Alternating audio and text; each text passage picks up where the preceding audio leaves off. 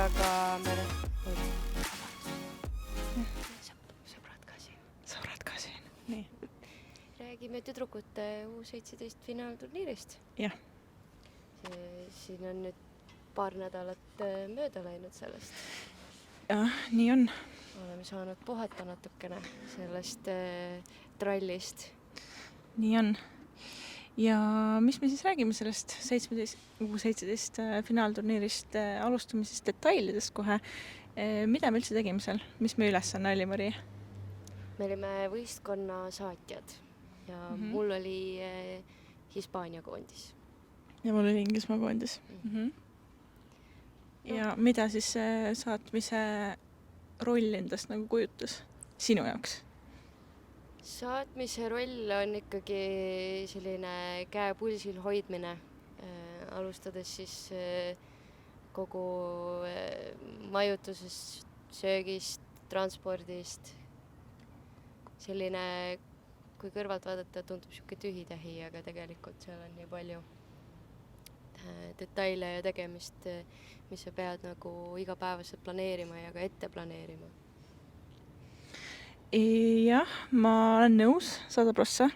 Ja võib-olla kui rääkida siis nagu täpsemalt, siis meie nii-öelda tööpäev algas, kui koondised saabusid Eestisse, eks pidime neil lennujaama vastu minema ja meie tööpäev lõppes, kui võistkonnad läksid ära uuesti lennujaama. Ja siis terve see periood saime koondistega kaasas käia all access kaelakaartidega. Mitte, et see oleks mingi suur asi, aga väga tähtsana tundsin ennast. See üks kord elus. Ja ikkagi suur koondise juures ja kaelakaart ja issand. Nii on. Aga TLO ülesannetest enne, kui me veel nagu edasi liigume, siis TLO nii-öelda tööd siis oleme mõlemad varem teinud. Ja mina eelmine aasta olin Bulgaaria tiimi saatja, siis oli U15 poiste arenguturniir siin. Ja ta oli selline väiksema mastaabiga turniir, et see ei olnud selline kõige ametlikum, siis ütleme nii. Aga see kogemus ei olnud võib-olla kõige parem, et ma ise ka imestan, et ma nüüd olen nõus ikkagi võtma uuesti selle vastutuse. No minu kogemused õnneks on olnud natukene paremad võib-olla, tui ja koputame puidu peale, et jah, on olnud paremad, aga iga koondisega on mingid oma asjad, mis nagu kellelgi tulevad, et kas on probleem, ma ei tea, pesuga, pesuga on alati kõigil probleem, mingid söömistega, aga mis teeb selle nagu selles mõttes, heas mõttes eriliseks ongi see, et iga kord igal tiimil on mingid oma asjad, millega sa võib-olla varem kokku puutunud ei ole. Ehk siis see nagu ka kuidagi rikastab seda kogemust ja teeb nagu unikaalseks iga korra, kui sa oled nii-öelda siis mõne naiskonna või mõne meeskonna saatja. Mul on väga hea meel, et ma selle esimese kogemuse tegelikult Bulgaariaga sain, sest et kõik, mis sai valesti minna, läks valesti. Kas siis nende tõttu, minu tõttu, mingi kolmanda muu jõu tõttu, kõik läks nagu nii aia taha, et ma õppisin sellest nagu väga palju, et võib-olla sellepärast mul oli natukene lihtsam endal, aga samas minu koondis oli ikkagi Hispaania, ärme seda unusta. See tähendab seda, et nad hilinevad igale poole ja nad hilinevad ka oma info andmisega, et neil ei ole seda, et meie ütleme, et see kell olgu olemas info, nendel on oma kell, oma ajavöönd, vahet pole, kus nad on Eestis või mõnes muus riigis, neil kehtib täiesti oma ajataju, ütleme nii siis. Jah, nägin seda kõrvalt siin lõpus, nii et olen sellega jälle 100% nõus ja ise põgusalt Hispaanias elades sain ka seda tunda, et kui on päevad algavad hiljem ja lõppevad hiljem, võrreldes võib-olla meie siin tavalise graafikuga Eestis. No õhtusöök oli 9:30, et see on ikkagi päris hilja ja see ei ole see, et sa lähed endaga sööma ja mõtled, et ma söön salatit, on ju. Ei, sa ei suuda võtta seda salatit ka, seal on ju nii palju nagu maitsvaid asju selles mõttes, siis sul nagu nina all, et sa ei suuda nagu ei öelda, siis sa söödki oma kõhu 9:30 täis ja mõtled, et nüüd läheks magama, aga no ei jää ikka niimoodi enam, et aga mulle see sobis, et päev hakkas hiljem, ma olen suur magaja hommikuti, et selles mõttes oli fine. Aga mis on mõned asjad, mis sinu jaoks siis nii-öelda nii suure koondise juures nagu silma jäid, kui me nüüd toidust enam ei räägi, vaid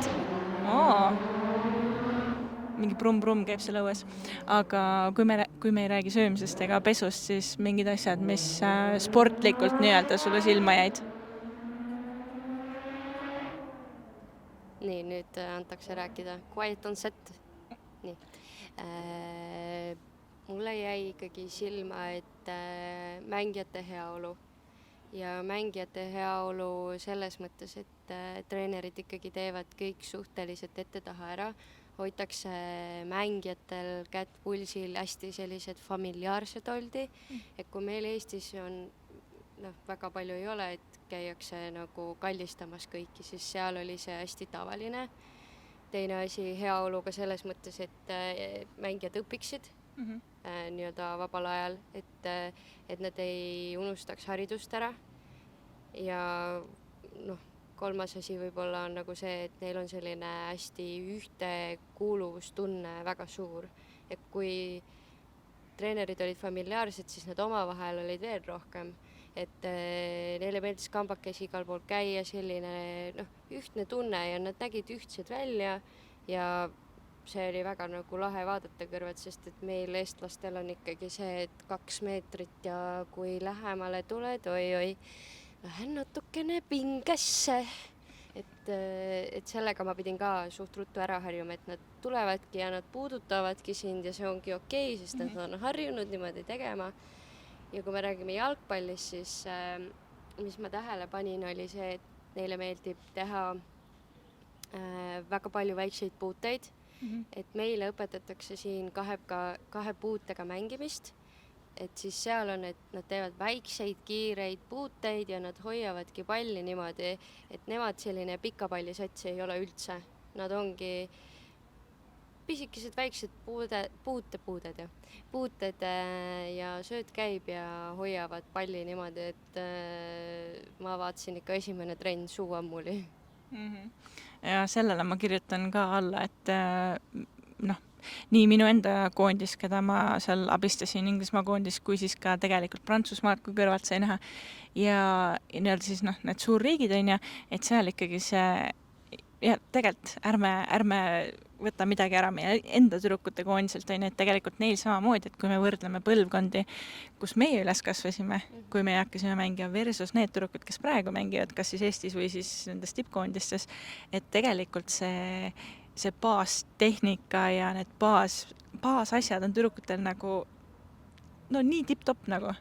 Nii paigas, jah. Nii paigas reaalselt ja sellist jalgpalli on nagu väga hea vaadata ja see kandus kõik ka mängudesse edasi, et need kõik, mis trennis tehti, vot see on üks asi, mida ma nagu tähele panin, et öeldakse küll, et nii nagu treenid, nii sa mängid on ja kunagi ma ise mängijana mingi periood võib-olla ma ei tea, ei pannud seda tähele või ei pidanud seda nii tähtsaks nagu noore mängijana, aga see on küll asi, mida ma kõrvalt nüüd nähes ka saan kindlasti öelda, et jah, nii nagu oli see distsipliin ja kõik see ülesehitus treenides, see kandus ka mängudesse, et mängudes täpselt samamoodi see ikkagi tempo, hoiti seda tempot, hoiti kvaliteeti, et nõuti üksteiselt nagu sama palju, kui nõutakse trennides ja veelgi rohkem, et see on kindlasti üks asi, mis nagu hakkas jalgpalli poole pealt mulle silma. Mis on nagu natukene võib-olla koomiline on see, et sellised, või mulle vähemalt jäi mulje, et nad mõtlesid, et nad tulevad mingi suur linna, kus on hästi tihe liiklus ja staadionid on kaugel. Me olime ju Tallinnas, et ma ei tea, kuidas teil nagu Tartus oli selle liiklemisega, aga siin on kiviviske kaugusel need staadionid ja asjad, aga nad alati mõtlesid, et nad on kuskil suurlinnas ja issand, et kuidas me ikka õigeks ajaks jõuame sinna staadionile, on ju. Et äkki meil on ikkagi politsei eskorti vaja, et muidu me ei jõua õigeks ajaks kohale, aga nagu tõesti, siin on kõik jala juures, aga nad võib-olla ise ei olegi harjunud sellega, et sul on kõik jalutuskäigu kaugusel ja lõpuks nad käisidki ühte koondise mängu vaatamas, hispaanlased siis, ja nad kõndisidki areenale hotellist. Ja nad olid nagu, et jaa, see võttis ainult 15 minutit, et noh, ülihea väike jalutuskäik. Ma olingi, no jaa, aga nii ongi siin nagu. Et võib-olla liiklusega on see, et kui on ummikud, siis istudki natuke kauem, aga see ei ole mitte midagi võrrelda, kui sa Hispaanias ummikudes istud, on ju. Ja kindlasti. No meil jah, Tartus olid asjad vähe teisiti, meil olid trennid, no okei, Ülenurme võrdlemisi lähedal ikkagi, Kambja, no juba kaugemal, Elva, no ikka täitsa kaugel juba, on ju, ja mängud olid meil oli 3 mängu oli Võrus. Ei oota, 2 mängu Võrus, jah. Et Võrru oli natukene pikk maa minna, aga seda natukene kompenseeris see kaunis Eesti loodus. Nii et ei olnud hullu. Alguses ikka oli natukene sellist rahulolematust, arusaadav, aga lõpuks see ei olnud kellelegi mingi takistus tegelikult, et saadi hakkama. Ja võib-olla üks asi veel, mis ma tooksin Hispaania koondise puhul välja, on ikkagi see, et nad jubedalt armastavad saia ja leiba süüa ja sinna liitrite kaupa oliiviõli peale panna, aga tundub, et see ongi edu võti ja soovitan ka teile proovida, et Sai teeb kiireks, öeldakse. Et jah, et see oli ka minu jaoks suur üllatus, et kui palju nad tegelikult nagu söövad saia või ciabatat, siis kui nüüd täpsem olla. Et mina sõin nagu ka esimesed paar päeva ja siis ma tundsin, et see võib-olla kehakaalule ei mõju kõige paremini. Aga nemad teevad trenni ka niimoodi, et tundub, et see on selline nende saladus. No saladused on nüüd välja kõik räägitud, eks, aga korraldusliku poole pealt räägime sellest ka natukene, et varem ei ole meil Eestis tüdrukute või naiste sellist suur turniiri olnud ja ma ütlen ausalt, muidugi, eks me olime ka selle protsessi juures, kui alguses, siin mõned kuud enne, kui meil olid need nii-öelda briefingud, väljakute vaatamised ja edasi, muidugi need, kes päriselt korraldasid, siis meie liit ja UEFA, eks nemad, ma ei tea, mingi 1,5–2 aastat vist seda kõike siin juba ajasid, aga korralduse poole pealt ma saan öelda, et oli küll nagu, ma ei saaks öelda, et midagi nagu halb oli selles mõttes, et need tingimused, mis meil olid, vahet ei ole Tartu või Tallinn, need tingimused, mis meil olid, nendega me tegime maksimumi, mis me suutsime ja see koostöö minu meelest vähemalt nagu sujus väga hästi, et alati kas transpordiosakonnas või siis, ma ei tea, köögis, hotellis, kus iganes, et alati nagu tuldi vastu nii palju, kui vähegi inimlikult on võimalik. Teenindajad, you name it, on ju. Et kõik ikkagi üritasid nahast välja pugeda põhimõtteliselt, et saaks asjad nagu aetud.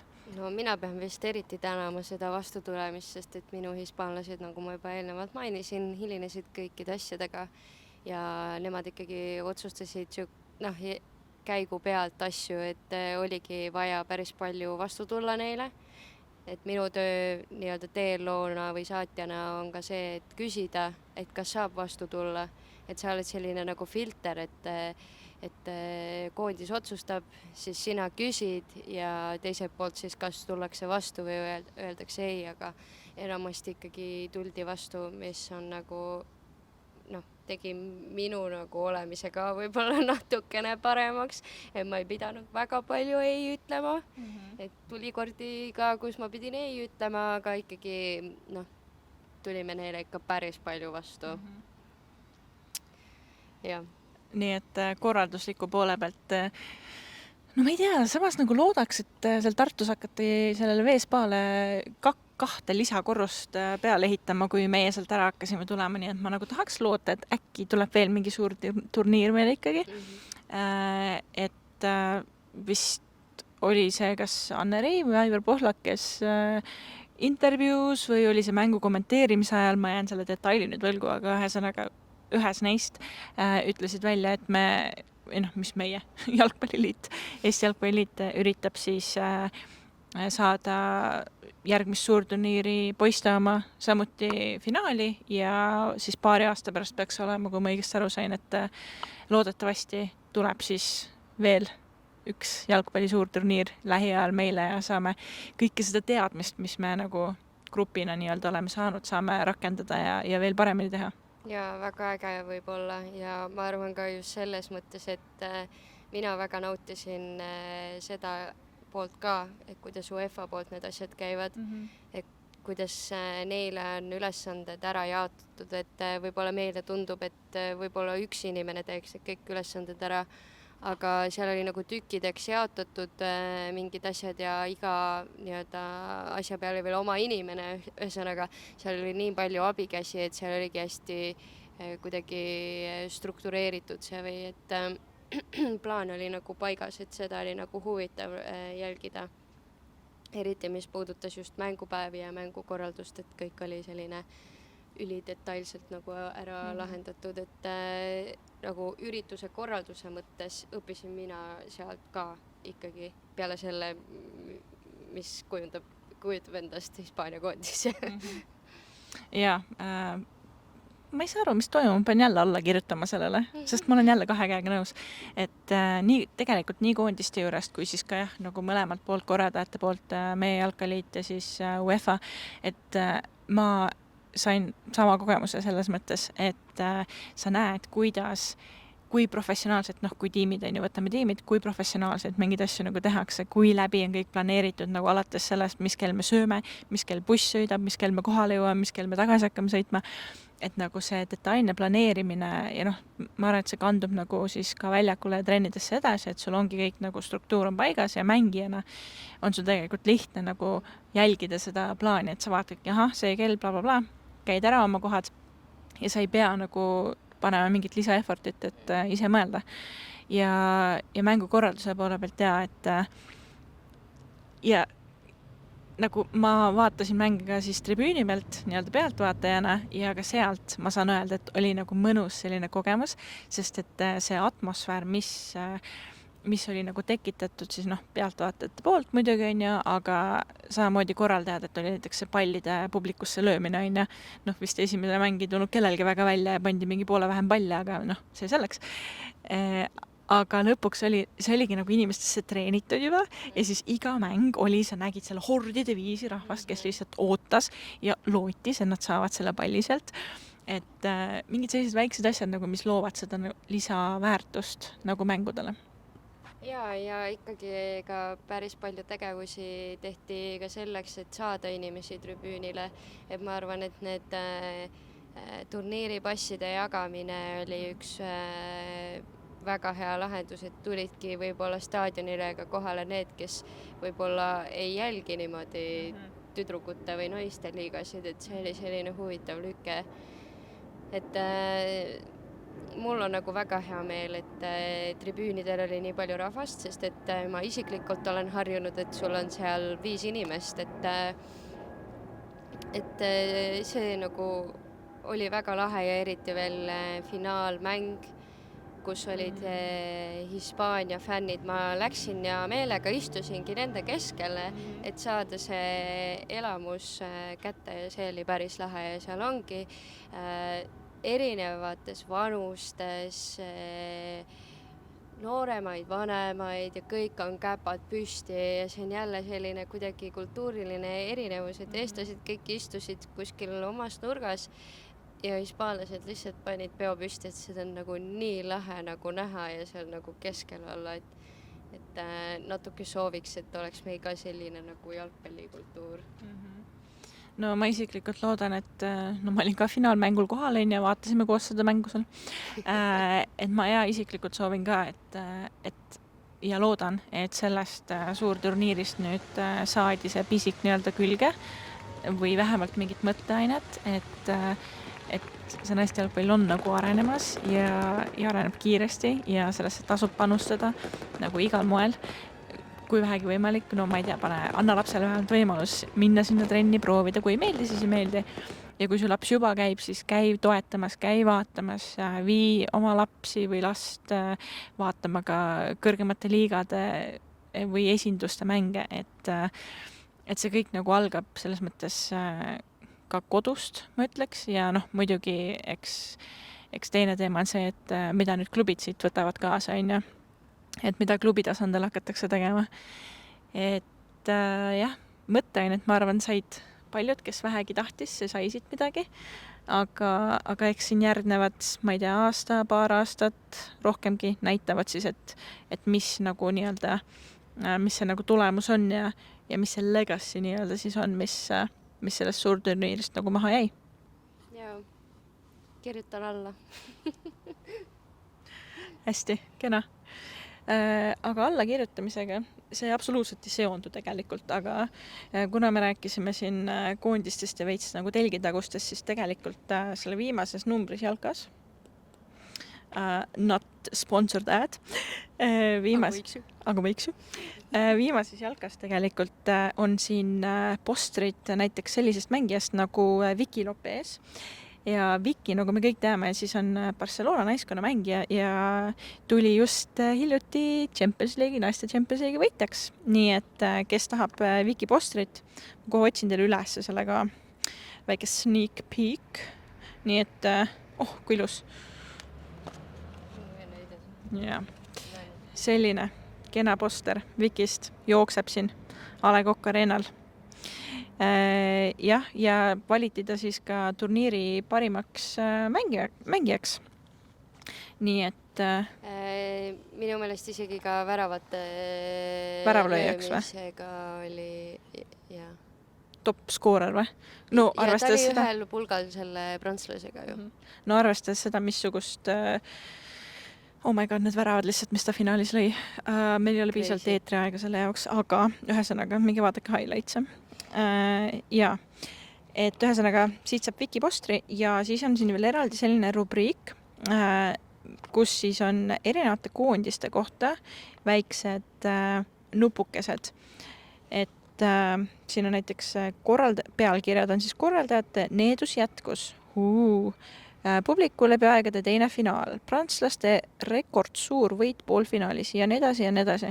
Nii et tõesti rekordsuur, see oli tõesti nagu hokiskoor juba.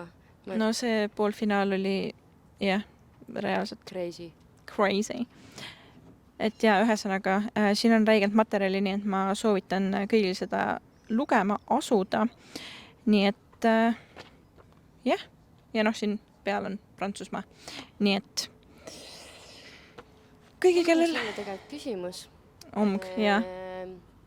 Kui sa ei oleks võtnud Inglismaa koondist, siis kelle sa oleksid võtnud? Hispaania. Ai.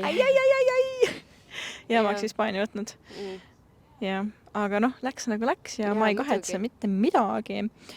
Aga jaa, siia lõppu ma ütleks, et kui kunagi pakutakse kellelegi teel looks tulemist, siis kindlasti võtke see challenge vastu, sest et see on annab uut skilli ja annab uut kogemust ja uusi tutvusi ja on jah, ma arvan, et asi, mida kui ühegi võimalik ja kui pakutakse, siis kindlasti võtta vastu ja proovida ära. Mugavustsoonist välja ennast lükata natuke. Vau, selline tsitaat siia lõppu. Omg. Okei.